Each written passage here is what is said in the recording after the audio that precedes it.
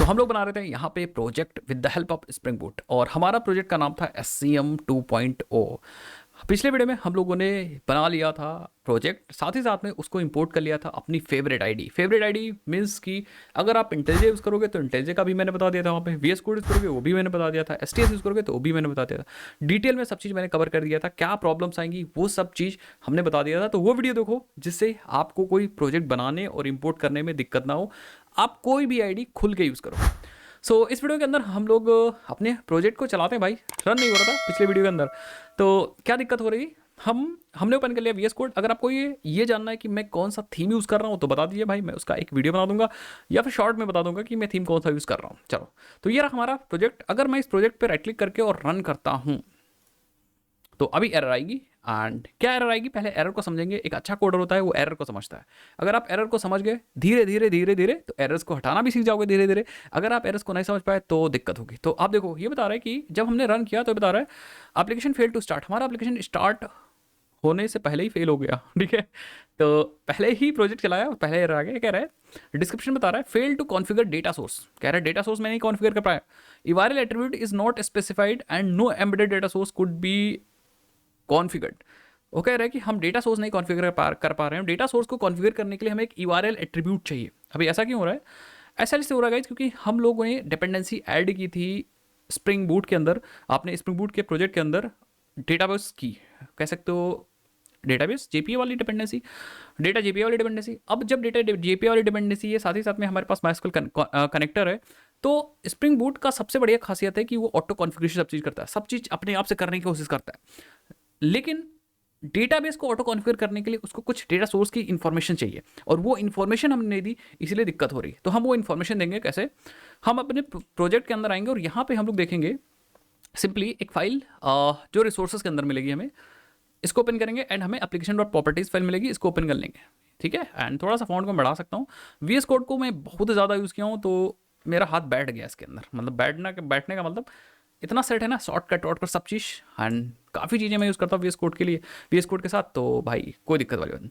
यहाँ पे हम डेटाबेस कॉन्फ़िगरेशन करेंगे, क्या क्या लिखेंगे सब चीज़ समझते जाइएगा। मैं एक एक पॉइंट बताता जाऊँगा, साथ साथ में कमेंट भी बताता जाऊँगा। एंड इसको उठा करके अपने नोट्स वाली फाइल में भी डाल दूंगा जिससे कि आपको डिटेल में मिल जाए।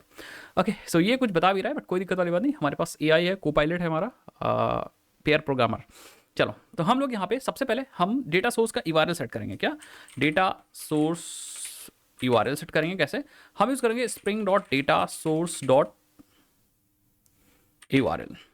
और यहाँ पे URL जो हम यूज़ करेंगे एग्जैक्टली यही URL जो बता रहा है। अगर मैं आपको पढ़ा रहा हूँ, सिखा रहा हूँ तो मैं यहाँ पे AI का कम से कम यूज़ करूँगा। बट अगर मैं प्रोजेक्ट बना रहा होता तो मैं टैब दबा देता। ये है AI का फ़ायदा, समझ गया? अगर मैं प्रोजेक्ट को बना रहा होता तो। बट मैं बताऊँगा हम लोग यूज़ करेंगे JDBC। We are going to use JDBC colon MySQL colon // अब हमारा जो प्रोजेक्ट है वो कहाँ पे चल रहा है, किस मशीन पे चल रहा है। लेकिन यहाँ पे जो ये लोकल होस्ट है वो प्रोजेक्ट का होस्ट नहीं मांग रहा है, वो मांग रहा है कि हमारा डेटाबेस है वो किस होस्ट पे चल रहा है। तो हमारा डेटाबेस भी हमारे ही होस्ट पे चल रहा है, हमारे ही कंप्यूटर पे चल रहा है, इसलिए मैं यहाँ पे लोकल होस्ट लिख दूंगा। बात समझिए, ये लोकल होस्ट बदल भी सकता है और बदलेगा भी। अगर आप अपने डेटाबेस को किसी सर्वर पे डालोगे तो वहाँ यहाँ पे लोकल होस्ट की जगह पे सर्वर का IP एड्रेस आ जाएगा।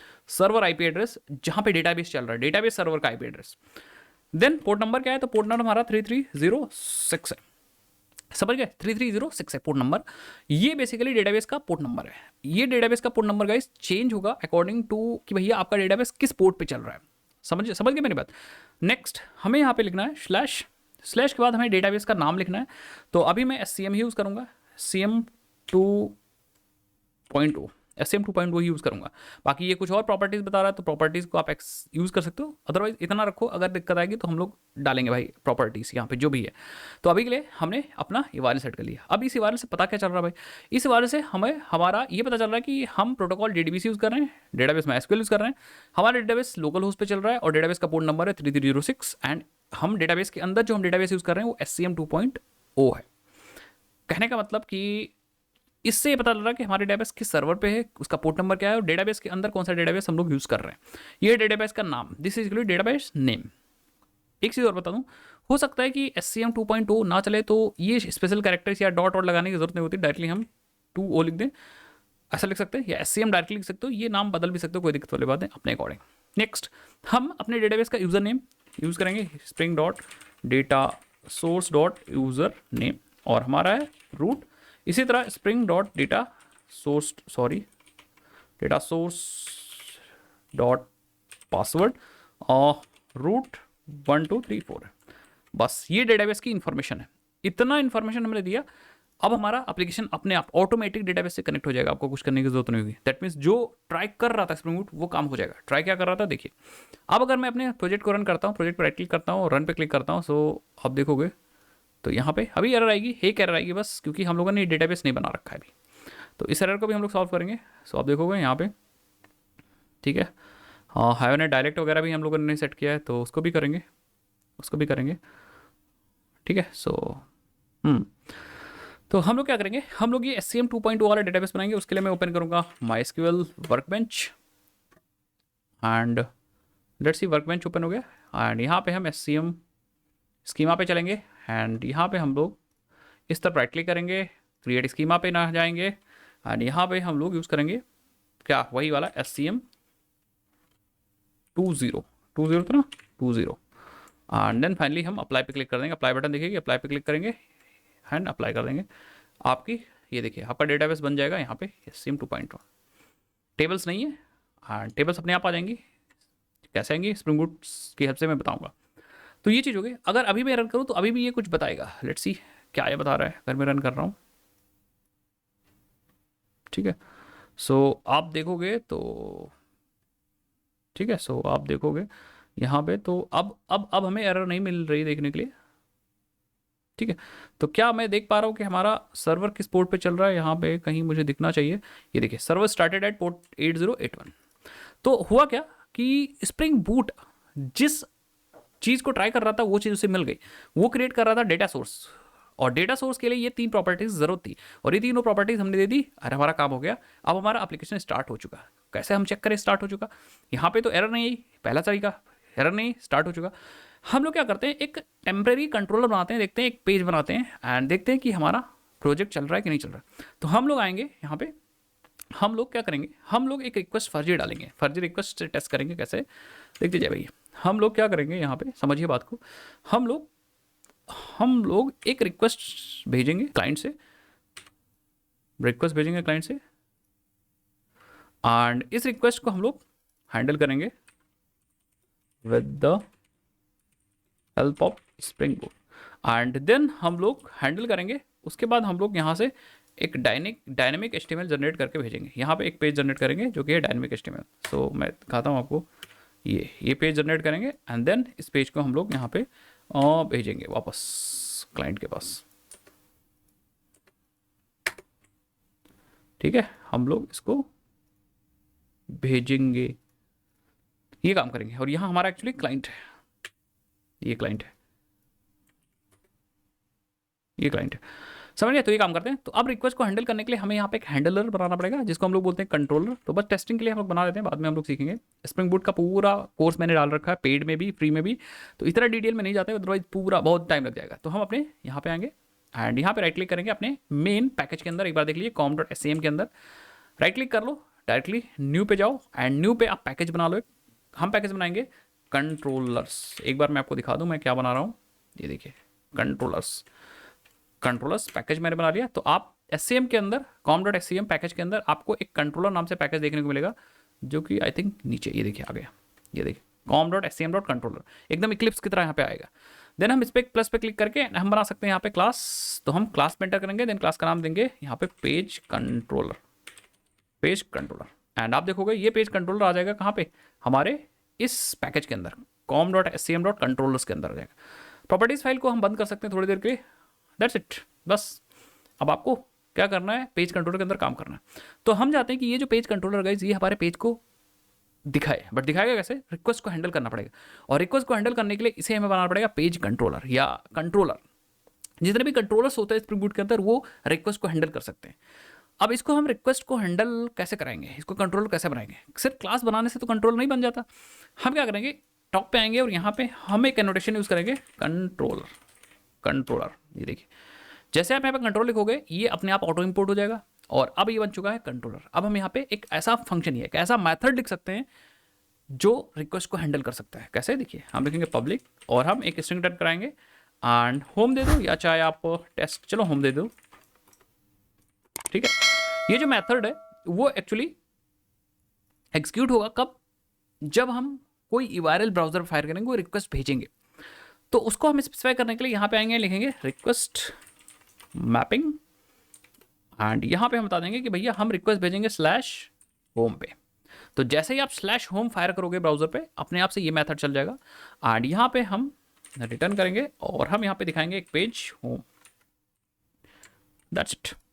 तो बेसिकली होगा क्या, आप अपने ब्राउजर पे रिक्वेस्ट मैपिंग, अपने ब्राउजर पे रिक्वेस्ट मैपिंग की हेल्प से आपने मैपिंग की है यूआरएल, तो जैसे आप ब्राउजर पे स्लैश होम फायर अप करोगे, अपने आप से ये वाला मेथड चल जाएगा और वो एक पेज का नाम रिटर्न कर रहा है, व्यू।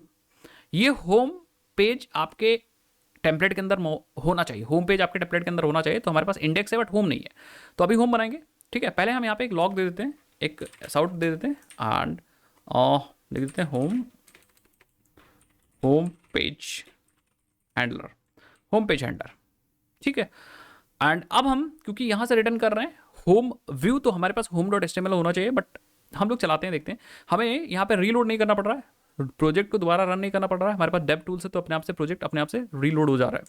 तो अब हम आ जाते हैं ब्राउजर के अंदर, यहाँ पे हम लोग टाइप करते हैं यहाँ पे लोकल होस्ट :8081, ये हमारे सर्वर का port number, then slash home. आप देखोगे आपके पास एरर आई है। एरर इसलिए आ रही है क्योंकि जो होम आपने रिटर्न किया है व्यू का नाम, वो व्यू अभी है ही नहीं, लेकिन हमको स्क्रीन पे या हमको कंसोल पे ये मैसेज तो दिखना चाहिए। दिखाता हूँ, अगर हम कंसोल ओपन करें तो आपको यहाँ पे कहीं देखने को मिलेगा होम। तो ऊपर करो, ढूंढो भाई, ढूंढो, दिखा, कहीं भी दिखा हो तो बताना। और क्या था ये, होम पेज हैंडलर। सो मुझे तो नहीं दिख रहा यार, है कहीं यहीं पे, है कहीं यहीं पे, मुझे पता है। ये देखिए home page handler, that means ये मेथड चल रहा है। अब एरर इसलिए आ रही, एरर को पढ़िए, अब समझिए। ये कह रहा है कि एक्सेप्शन प्रोसेसिंग टेम्पलेट, जो टेम्पलेट हम प्रोसेस करने में एक्सेप्शन इसने दिया, मतलब स्प्रिंग बूट टेम्पलेट को प्रोसेस नहीं कर पा रहा है, जिसका नाम है होम, ठीक है। क्यों नहीं कर पा रहा है, ये सब चीज़ बता रहा है। मैं थोड़ा सा हटता हूँ, फिर आपको दिखाता हूँ। यहाँ पे देखिए एरर रिजॉल्विंग टेम्पलेट होम, इस टेम्पलेट को रिजॉल्व नहीं कर पा रहा, मतलब पता ही नहीं चल पा टेम्पलेट है क्या भाई। Template might not exist, template नहीं भी हो सकता है, template might be accessible by any of the might not be accessible by any of the configured multipart resolver, मतलब टेम्पलेट या तो नहीं है या तो एक्सेसिबल नहीं है। तो अब ऐसे बात, हमारे पास टेम्पलेट है नहीं, हम इस फोल्डर पे प्लस पे क्लिक करेंगे एंड बना लेंगे एक फाइल। तो फाइल पे एंटर कर लो एंड नाम दे दो फाइल का home.html। तो ये हमारे पास फाइल बन गई एंड ऑप्शन के साथ आप के दबा के कुछ जनरेट कर सकते हो। अभी वो सब चीज़ बात की बात है। हम लोग यहाँ पे एक HTML डालेंगे, ये HTML:5। ये देखिए, ये फ़ायदा है VS कोड का गाइस, कि हमें HTML का सपोर्ट बहुत तगड़ा मिलेगा, ठीक है। तो यहाँ पे हम कुछ ऐसे लिखेंगे, एक डिव बना दो क्लास, देन लिख देते हैं h1, लिख देते हैं दिस इज या welcome to home page, welcome to home page. And then finally हम लोग यहाँ पे एक पैराग्राफ लिख देते हैं P, एंड P के अंदर या डायरेक्टली हम कुछ डायनेमिक या कुछ लॉरेम डमी टेक्स्ट लिखते हैं 50 वर्ड्स का, ठीक है। एंड यस, इतना दिखेगा। बाकी आप यहाँ पे क्लास वगैरह लगा सकते हो। अभी तो हमारे पास कुछ ज़्यादा है नहीं, तो हम कुछ एक कंटेनर बना लेते हैं एंड कंटेनर को स्टाइल दे देते हैं यहीं से स्टाइल, एंड यहाँ पे हम कंटेनर, ठीक है। कंटेनर को ज़्यादा मैं कुछ नहीं दूंगा, मार्जिन ऑटो दे दो, विड्थ 50% दे दो, ठीक है बस। एंड हल्का सा पैडिंग दे दो, कितना दे दो पैडिंग, 20 पिक्सल देते हैं। और बैकग्राउंड हल्का सा चेंज करते हैं, बैकग्राउंड हम लोग कुछ कितना दे दें यार, E2 दे दो, कुछ ऐसा ही दे दो बस। अब रन करते हैं, देखते हैं क्या हमें ये मिल रहा है कि नहीं। तो हमारा अपने आप से रीलोड हो चुका होगा और पेज एक बार हम अपना यहाँ पे कुछ ऐसा आपको दिखेगा पूरे स्क्रीन पे, कहीं ना कहीं यहाँ से ये कुछ ये वाली विंडो दिखेगी, ये वाली। तो यहाँ से हम क्या कर सकते हैं, स्प्रिंग बूट एप्लीकेशन को रीलोड कर सकते हैं, रीस्टार्ट कर सकते हैं। तो अभी मैं तो फिलहाल रीस्टार्ट करूँगा,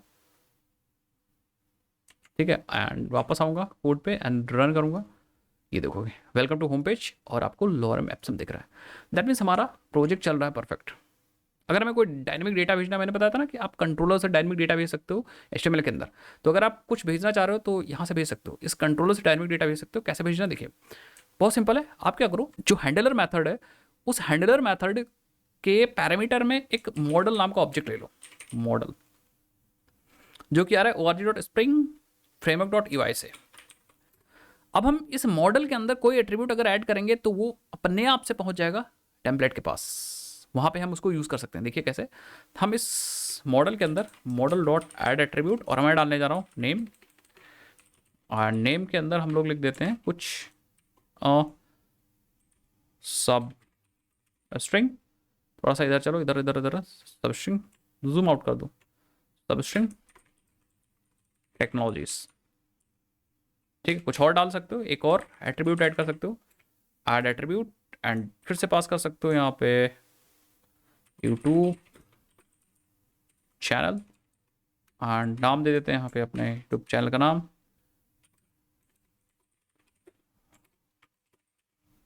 लर्न कोड विद दुर्गेश। कुछ और पैराग्राफ वगैरह भी ऐड कर सकते हो, लेट सपोज गिटहब रेपोजिटरी। ठीक है, गिटहब रेपोजिटरी एक मैंने ऐड कर दिया ऐसा ही, जबकि ये एक्चुअल रेपोजिटरी हमारी नहीं है, दुर्गेश श्रीवास्तव नहीं भाई। यहाँ पे अगर आपको देखना है तो लर्न कोड विद दुर्गेश, देखो दुर्गेश श्रीवास्तव कहाँ से आ गया था, आई डोंट नो, कुछ और सजेस्ट कर दिया था इसने ये। तो हमने क्या किया, हमने अपने कह सकते हो कि हमने 3 वैल्यूज़ को ऐड किया अपने मॉडल के अंदर, और ये मॉडल की हेल्प से जो रिक्वेस्ट आ रही है उसके अंदर ये 3 वैल्यू चली जाएगी की वैल्यू पेयर के अंदर। मतलब पहले नेम में चली जाएगी सफिशिएंट टेक्नोलॉजीज, यूट्यूब चैनल में हमारा यूट्यूब चैनल का नाम चला जाएगा, एंड गिटहब रेपोजिटरी के अंदर चली जाएगी गिटहब की रेपोजिटरी। तो यहाँ पे गिट हब अंडरस्कोर या रेपो ऐसा कर देते हैं, single line, and YouTube channel को भी हम लोग ऐसे कर देते हैं, और ऐसे कर देते हैं, सेव कर लेते हैं, दैट्स इट, ये हो गया। अब हम लोग इसको एक्सेस करते हैं, देखते हैं कैसे एक्सेस करना है। बहुत आसान है, क्योंकि ये जो तीनों चीज़ आपने ऐड की है इस मॉडल के अंदर वो आपके इस व्यू पे दिखेगी, होम वाले व्यू पे दिखेगी। मैं दिखाता हूँ कैसे, यहाँ पे कैसे एक्सेस कर सकते हैं। नेम की जगह पे मैं यहाँ पे कुछ ऐसा यूज़ कर सकते हो, टेम्पलेट है ना, टेम्पलेट है तो हम क्या करेंगे, हमें यहाँ पे यूज़ करना होगा थाइमलीफ के कुछ एट्रीब्यूट्स। उन एट्रीब्यूट की हेल्प से हम लोग वैल्यूज़ को दिखा सकते हैं। क्या, जैसे हमको यहाँ यूज़ करना है डेटा, देन हम लिखेंगे टी एच फॉर थाइमलीफ, एंड लिखेंगे टेक्स्ट। हम यहाँ पे टेक्स्ट लिख दिखाना चाह रहे हैं, एंड डेटा टी का मतलब होता है ये जो एट्रीब्यूट है वो थाइमलीफ का है, तो थाइमलीफ एग्जीक्यूट करेगा इसे, तो हम डॉलर लिखेंगे, एंड देन हम लिखेंगे नेम। बस इस H1 के अंदर ये नेम अपने आप से पॉपुलेट हो जाएगा, अपने आप से, ये अपने आप से रिप्लेस हो जाएगा। मैं दिखाता हूँ, आई थिंक हमारा प्रोजेक्ट रीलोड हो गया होगा, सो लेट्स फाइंड आउट। यहाँ पे आ जाते हैं, रिफ्रेश करते हैं, एंड ये देखिए सफिशिएंट टेक्नोलॉजीज अपने आप से आ गए। सेम फॉलोअप कर सकते हैं हम यहाँ पे। सपोज हमें दिखाना था क्या, नेम के बाद हमने शायद यूट्यूब चैनल दिखाया था, यूट्यूब चैनल, एंड इसके बाद हमें अपना यूट्यूब चैनल का नाम चाहिए। तो हम क्या करेंगे, यहाँ लगाएंगे एक स्पैन, एक स्पैन लगाएंगे, एंड यहाँ पे again data TH and text लिखेंगे, this is actually Thymeleaf attribute, and यहाँ पे अगेन डॉलर लगाएंगे, एंड देन हम लोग यूट्यूब चैनल की हमारी मैच करनी चाहिए। तो की अगर आपको नहीं पता तो यहाँ का देख लो, यूट्यूब चैनल था, तो इसी को हम लोग कॉपी करेंगे, एंड यहाँ पे हम लोग पेस्ट करेंगे। एक और ट्रिक बताता हूँ, गिटहब रेपोजिटरी भी देनी है, तो हम यहाँ पे लिखेंगे GitHub repository, GitHub repo link, and GitHub repo link चाहिए तो मैं यहाँ पे स्पैन लिखूंगा, एंड हम टीएच भी यूज़ कर सकते हैं कुछ ऐसे, टीएच टेक्स्ट, एंड यहाँ पे हम गिट हब रेपो सेव कर सकते। तो आप चाहे टीएच यूज़ करो, चाहे आप डेटा टीएच टेक्स्ट यूज़ करो, ये दोनों चीज़ आप यूज़ कर सकते हो। देन हम आते हैं यहाँ पे, एंड अगेन रिफ्रेश करते हैं, ये देखिए ये डेटा डायनेमिकली आ रहा है, ये चीज़ डायनेमिक आ रही है, ये चीज़ डायनेमिक आ रही है, एंड इसके लिंक भी डायनेमिक आ रही है। हम लोग क्या कर सकते हैं, हम लोग कुछ ऐसा बना सकते हैं कि लिंक पे क्लिक करें और हमारा लिंक ओपन हो जाए। कैसे करेंगे इसको भी मैं आपको दिखाता हूँ। हम बनाएंगे यहाँ पे एक बनाते हैं एंकर टैग, और एंकर टैग में लिख देते हैं click here to open, click here to open, and then हम लोग यहाँ पे फाइनली हम लोग यूज़ करेंगे अगेन वही TH:/href। थाइमलीफ के पास अलग से ही एट्रीब्यूट्स है, तो आप TH:/href यूज़ करो, एंड आप यहाँ पे लिंक दे दो, लेट्स फाइंड आउट। हम यहाँ पे गिट हब रेपो दे देते हैं, देखते हैं भाई, रिफ्रेश कर लो, ये देखिए लिंक आ गया, क्लिक किया आपने, आपकी रिपोजिटरी ओपन हो गई। यहाँ पे आपको जल्दी से जो हम प्रोजेक्ट कर रहे हैं उसकी लिंक मिल जाएगी। सो यस, ये देखिए, ठीक है। आप चाहो तो TH के साथ ना यूज़ करो, डेटा TH यूज़ कर लो, data TH HRF। Data TH HRF का सिंपल पता होता है कि ये थोड़ा HTML रीडेबल कोड है, यहाँ पे कोलन लगाने की जरूरत नहीं है, तो ये सिंटेक्स एरर्स या हाईलाइटिंग को मार्क कर देगा, जबकि ये हाईलाइटिंग को नहीं मार्क कर देगा। बट दोनों का काम यही है, TH: टेक्स्ट भी टेक्स्ट को मैनिपुलेट कर देता है, मतलब डाल देता है टैग के अंदर, और डेटा TH HRF भी थाइमलीफ का ही है, बट ये थोड़ा HTML फ्रेंडली है। तो आप HTML फ्रेंडली कोड लिखना चाह रहे हो तो आप डेटा TH HRF यूज़ करो, अदरवाइज आप TH HRF भी यूज़ कर सकते हो, या डेटा TH टेक्स्ट यूज़ कर सकते हो, आपकी मर्जी, जैसे आपको यूज़ करना है। तो आप देखो वही काम होगा। सो इस तरह से हम लोग डेटा को भेज सकते हैं dynamically from our controller to our template. Okay, model view भी यहाँ पे यूज़ कर सकते हैं, बट ये एक बढ़िया तरीका डेटा को भेजने के लिए। आपको सिंपली एक मॉडल एट्रीब्यूट लेना है, बाकी सारा काम अपने आप हो जाएगा, ऑटोमेटिक हो जाएगा। मॉडल पैरामीटर ले लिए, मॉडल ऑब्जेक्ट अपने पैरामीटर में ले लीजिए, हैंडलर के पैरामीटर मॉडल ऑब्जेक्ट लीजिए, अपने आप से इसके अंदर वैल्यूज़ को सेट करिए, ऐड एट्रीब्यूट, फिर अपने आप से कुछ करने की ज़रूरत नहीं है, अपने आप से चला जाएगा ये आपके व्यू के अंदर। वहाँ पे आप थाइमलीप की हेल्प से इसको यूज़ कर सकते हो। तो यहाँ पे मैं कमेंट लगा के लिख देता हूँ, sending data to view, yes, that's it. So I think आपको ये वाला लेक्चर समझ में आएगा, कैसे हम लोग एक्चुअली अपना प्रोजेक्ट चलाएंगे, डेटाबेस सेटअप कैसे करेंगे। फाइनली हम लोग क्या करते हैं, यहाँ पे थोड़ा सा सेटअप कर लेते हैं अपने हाइबरनेट एंड GPA का भी। तो यहाँ पे आ जाओ भाई अपने एप्लीकेशन और प्रॉपर्टीज़ के अंदर। तो अगर देखो इतनी सारी चीज़ें इधर है, नहीं मिल रही, तो आप कमांड P दबाइए, विंडोज़ में हो तो कंट्रोल P दबाइए, और यहाँ पे आप एप्लीकेशन और प्रॉपर्टीज़ को सर्च करिए, एंटर कर लीजिए। तो हम लोग यहाँ पे अब हाइबरनेट या GPA कॉन्फ़िगरेशन करने जा रहे हैं, GPA कॉन्फ़िगरेशंस। सबसे पहले हम लोग सेट करते हैं JPA.SoSQL, जो JPA क्वेरीज चलाएगा वो मुझे दिखेंगी कंसोल पे। तो हमें ये वाली प्रॉपर्टी चाहिए, spring.jpa.soSQL इक्वल टू ट्रू। मैं कहूँगा यस, ठीक है। हमें JPA की जितनी भी ऑटोमेटिक क्वेरीज हैं वो कंसोल पे देखनी है, क्योंकि मैं सीख रहा हूँ यार, प्रोडक्शन में ले जाएंगे तो उसको फॉल्स कर देंगे, ठीक है। उसके बाद हम यहाँ पे हाँ एक प्रॉपर्टी यूज करेंगे, spring.jpa.hibernate.ddl-auto। हम इसको क्या कर देंगे, अपडेट कर देंगे। अपडेट मीन्स कि ये प्रॉपर्टी बहुत ज़्यादा इंपॉर्टेंट है फॉर क्रिएटिंग द स्कीमा, मतलब ये टेबल्स अपने आप से बना देगा अगर ये अपडेट है तो बहुत सारे लोग मुझसे पूछते हैं कि सर हमारी टेबल्स खुद से नहीं बनी है, मैं क्या करूं। तो भाई अब तो आप सर नीचे करके पैरों पर के लटक तो सकते नहीं हो। नहीं बनी तो आप देखो क्यों नहीं बनी है, इसलिए नहीं बनी क्योंकि ये वाली प्रॉपर्टी अपडेट पे नहीं है, इसलिए टेबल्स ऑटोमेटिक नहीं क्रिएट हुई। तो आप spring.jpa.hibernate.ddl-auto को अपडेट कर दिए। ये दोनों प्रॉपर्टी बहुत ज़्यादा इंपॉर्टेंट थी। इफ़ यू वांट तो आप फॉर्मेट SQL वगैरह भी ट्रू कर सकते हो, या फिर आप डायलेक्ट सेट करना है तो डायलेक्ट सेट कर सकते हो, जैसे ये बता रहा है spring.jpa.properties.hibernate.dialect, और यहाँ पे आप अपने MySQL का डायलेक्ट सेट कर सकते हो कि भैया आप कौन सा SQL यूज़ कर रहे हो। तो डायलेक्ट मतलब कि भैया जो क्वेरीज MySQL की बनेंगी, या MySQL क्वेरी कैसे बनाएगा भाई, आपके स्प्रिंग बूट को कैसे पता मतलब किसकी क्वेरी बनानी है, किस डेटाबेस की क्वेरी बनानी है, वो ये पता लगाता है डायलेक्ट की हेल्प से। डायलेक्ट बेसिकली जैसे फॉर एग्जांपल अगर आप यहाँ पे यूज़ कर रहोगे पोस्टग्रेस, तो पोस्टग्रेस की क्वेरीज ऑटोमेटिकली कैसे क्रिएट होंगी, जो JPA क्वेरीज बनाएगा वो पोस्टग्रेस पे ही कैसे चलेंगी, मतलब पोस्टग्रेस डेटाबेस स्पेसिफिक क्वेरीज कैसे बना पाता है JPA, वो बना पाता है डायलेक्ट की हेल्प से। अगर आपने डायलेक्ट सेट किया है MySQL 5 डायलेक्ट, तो MySQL 5 डायलेक्ट से रिलेटेड या स्पेसिफिक क्वेरीज को क्रिएट करेगा, तो ज़्यादा कंफर्टेबल क्वेरीज होंगी MySQL 5 के लिए। अगर आप MySQL 8 लिख दोगे तो जो क्वेरीज बनाएगा JPA वो क्वेरीज कंफर्टेबल होंगी MySQL 8 के लिए। अगर आप यहाँ पोस्टग्रेस लिख दोगे डायलेक्ट, तो जो क्वेरीज बनाएगा वो पोस्टग्रेस पे चलेंगी। एक बढ़िया चीज़ है कि स्प्रिंग बूट में आपको ये स्पेसिफाई नहीं भी करोगे तो आपने डेटाबेस का जार फाइल ऐड कर रखा है, ड्राइवर ऐड कर रखा है, तो ये अपने आप से पता चल जाएगा। तो इसको आप नहीं भी स्पेसिफाई करोगे तो कोई बात नहीं, ये अपने आप से पता चल जाएगा, ऑटो कॉन्फ़िगर हो जाएगा, अपने आप से लगा लेगा। समझ गए मेरी बात। नेक्स्ट, और अगर आपको SQL को फॉर्मेट करना है तो फॉर्मेट भी कर सकते हो। फॉर्मेट SQL मीन्स कि ये थोड़ा फॉर्मेटेड तरीका है SQL को दिखाने का, मतलब दिखाने का। अदरवाइज आप इसको छोड़ भी सकते हो, कोई दिक्कत वाली बात नहीं। मुझे फॉर्मेटेड नहीं चाहिए, मुझे इतना समझ नहीं है, मैं कुछ प्रॉपर्टीज़ को समझा दे रहा हूँ। अगर आपको यूज़ करना तो यूज़ करिए, अदरवाइज यूज़ मत करिए, ठीक है। तो डायलेक्ट हो गया, दैट्स इट। अब मुझे लगता है कुछ ज़्यादा करने की जरूरत नहीं। अगर कुछ होगी तो हम लोग नेक्स्ट वीडियो के अंदर करेंगे। क्या क्या यूज़ किया हमने, spring.jpa.soSQL, हमें SQL देखना है कंसोल पे। हमें स्कीमा ऑटोमेटिक क्रिएट करना है तो हमने इसको अपडेट कर रखा है। इसकी वैल्यू कई सारी होती हैं, क्रिएट होती है, जैसे मैं इस पर दिखाता हूँ, कंट्रोल स्पेस करोगे देखिए आप क्रिएट कर सकते हो, आप क्रिएट ड्रॉप कर सकते हो, नन कर सकते हो, अपडेट कर सकते हो, वैलिडेट कर सकते हो। Create, create drop, update, none, update. Update means कि अगर नेसेसरी है, देखिए update the schema if necessary, अगर ज़रूरत है तो। जैसे फॉर एग्जांपल आपने कोई नया एंटिटी बनाई है आपने इस प्रोजेक्ट के अंदर, अब डेटाबेस में वो एंटिटी नहीं है और आपने प्रोजेक्ट को चला दिया, अब क्या हुआ कि नेसेसरी है, ज़रूरत है, सिंक नहीं है, तो नेसेसरी है तो अगर इसकी वैल्यू अपडेट है तो वो नई एंटिटी को टेबल क्रिएट करके और सिंक कर देगा। इन केस अगर आप क्रिएट ड्रॉप यूज करते हो तो आप देखो create the schema and destroy, create और destroy, create drop, create the schema then destroy the schema at the end of the session. तो अगर आप क्रिएट ड्रॉप करोगे तो जब आप प्रोजेक्ट को चलाओगे तो स्कीमा क्रिएट होंगे, एंड जब प्रोजेक्ट को बंद करोगे, सेशन बंद करोगे तो अपने आप से स्कीमा ड्रॉप हो जाएंगे।